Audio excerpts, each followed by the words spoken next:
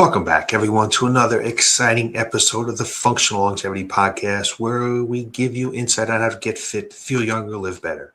I'm your host, Chris Border, best-selling author and owner of Y.E.S Fitness. And let me first thank you for taking time from your busy day to listen to what I have to say. Before we get started, let me also thank our sponsor, Y.E.S Fitness.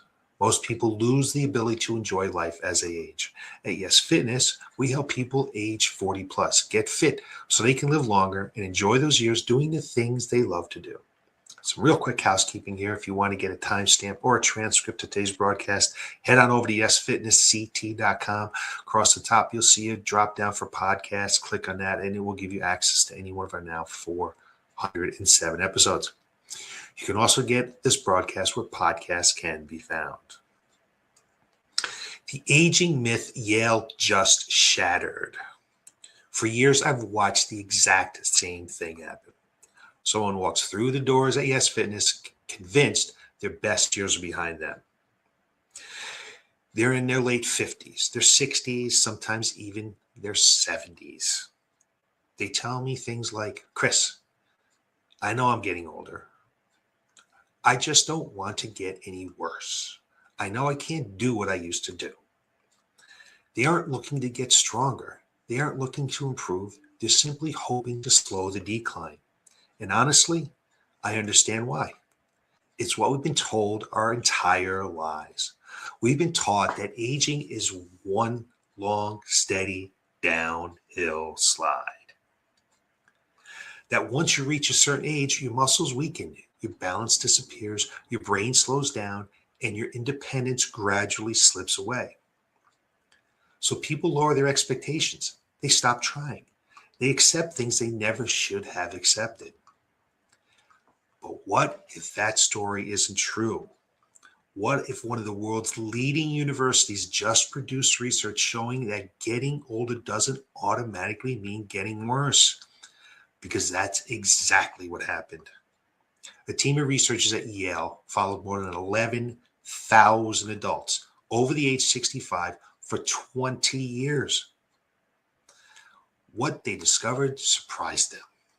Nearly half of those older adults didn't simply maintain their abilities. They actually got better. Think about that for a second. Not younger, not perfect, better. Some improved their memory and thinking. Others walked faster. Some improved both. That flies in the face of almost everything we've been told about aging. Today, we're going to break down exactly what the researchers found, why it matters, and most importantly, what it means for every one of us over the age of 40. Because if this research is right, and after spending more than 35 years coaching adults, I believe it is, it changes the conversation from one of decline to one of possibility. One of the biggest obstacles I see isn't bad knees. It isn't arthritis. It isn't lacking of flexibility. It's what people believe about aging. I've had countless conversations with people before they ever became clients. They tell me, I'm too old to start. I missed my chance. My body just doesn't work like it used to. I guess this is just part of getting older. They've already decided what their future looks like before they've given their body a chance to surprise them. And that's heartbreaking because I've seen the opposite hundreds of times, maybe thousands of times. I've watched people come in unable to get down on the floor without help. A few months later, they're getting up and down to play with their grandkids. I've watched people who were afraid to walk outside because they worried about falling.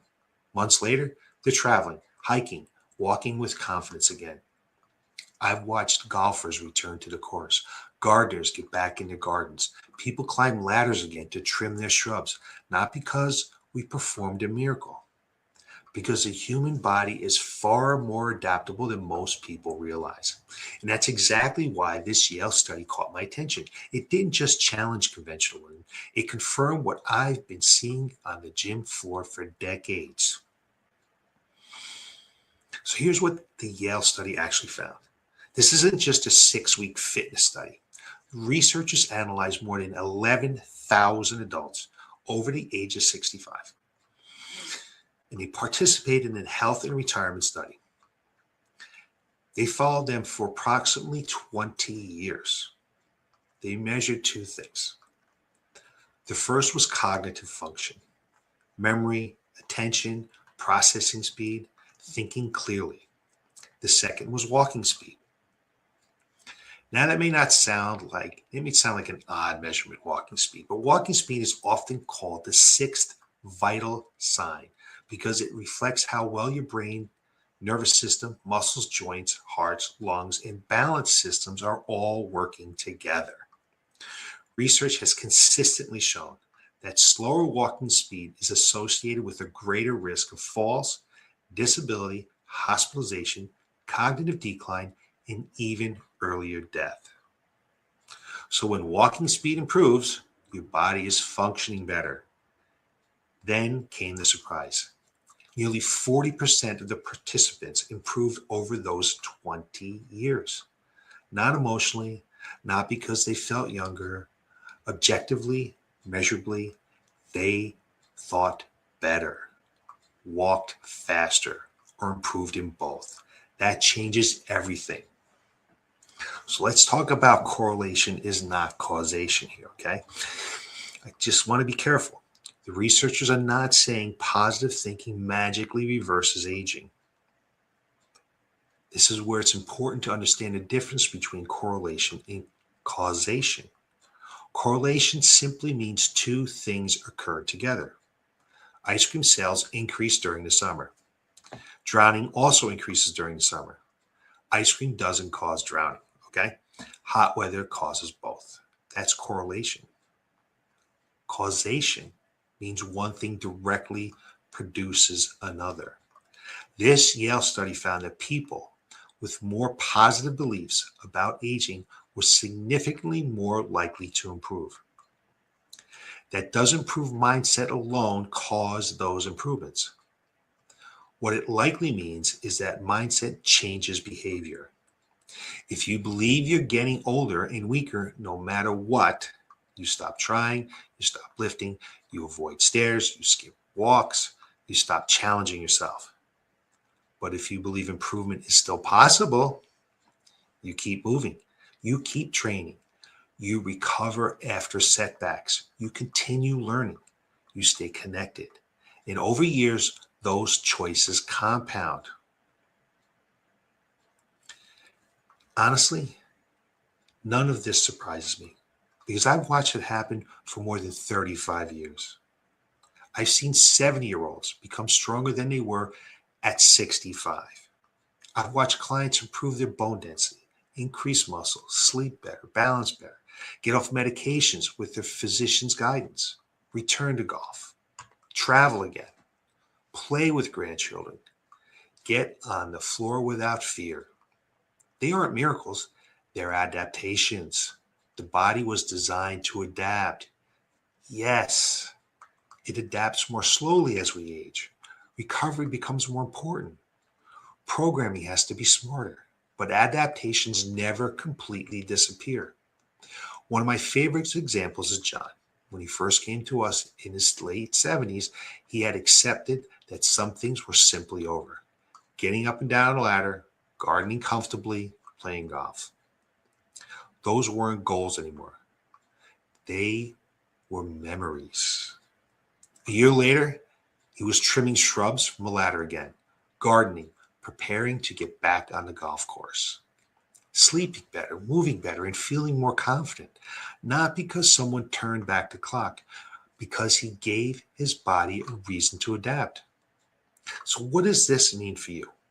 If you're over 40, over 50, or 60, or 70, even 80, we have people in their 90s improving. Stop asking, how do I slow aging? Start asking, how do I keep improving? That's the better question. Strength training at least 2 or 3 times each week. Challenge your balance. Walk with purpose. Move through a full range of motion. Eat enough protein. Prioritize sleep. Stay socially connected. And continue learning. Keep challenging your brain as much as your body.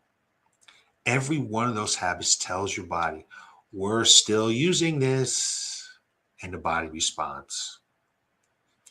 So my biggest takeaway here, the biggest myth Yale shattered isn't that aging exists. Of course it does. The myth isn't that decline is automatic. It isn't.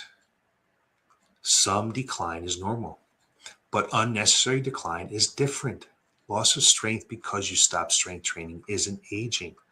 Losing balance because you stop challenging your balance isn't aging. Giving up because you believe improvement is impossible, that's not aging either. That's believing a story that simply isn't true. The Yale researchers gave us data. I've had the privilege of seeing the same thing unfold in real life for more than 3 decades. The body is more adaptable than you've been led to believe. Will you become 25 again? No, of course not. Can you become stronger, steadier, sharper, and more capable than you are today? Absolutely. And that may be the most powerful message anyone over 40 can hear. So thank you so much for joining me for another episode of the Functional Longevity Podcast. If today's episode's changed the way you think about aging, share it with a friend or family member who needs to hear this message. Subscribe so you can never miss an episode. And if you found valuable in today's conversation, I'd truly appreciate it if you leave a review. Remember, getting older is inevitable. Getting weaker doesn't have to be. Train with purpose. Move with confidence. Invest in your future self. I'll see you next time on the Functional Longevity Podcast with more information on how to get fit, feel younger, live better. Thanks for watching.